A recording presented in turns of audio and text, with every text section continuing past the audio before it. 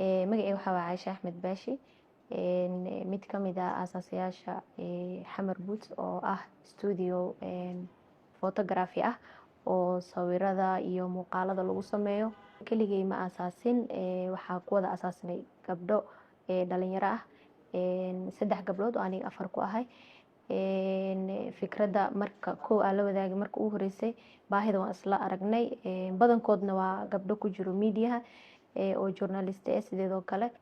Xarunteena saan kuu sheegay horeba waxay furan tahay muddo ku dhawaad bil ah, iyadoo isbuuc kadib xarag jarkeeda kaliya ay dhisan tahay ayaa dagaalo magaalada Muqdisho ka dhacay dartood. Waxaana saameeyay hubkii markaas habeenkaas la isku adeegsanayay oo ahaa mid aad u culus, anagana goobtii oo dagaalka ka socdaa u dhaweyn.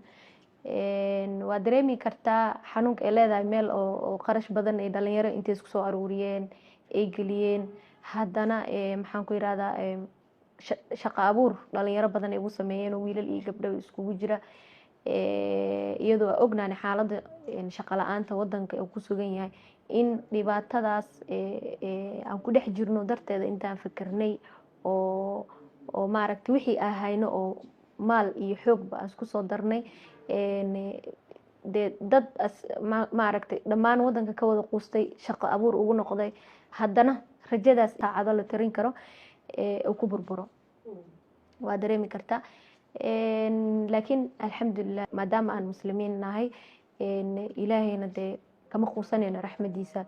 Isla markii ma dhihi karno mana jabin, aada u niyad jabnay, laakiin isla markii rajadeena ilaahay wuu noo soo celiyo oo waataad arkaysid isla wiig gudahooda waa dib baan usoo recovery gareynaynaa oo waa soo laabanay alxamdulilah. Wixii dayactir iyo dhibaatooyin soo gaarayna hooshooda intii ugu badneyd 80% waxaa dhihi karaa waa dhameenay.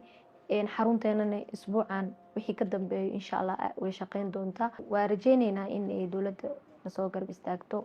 Hadda waa taa kuu sheegay dhiirigelin fiican oo macnawi wayna siiyeen, laakiin wax magdhow cid ah ka heyno ma jirto.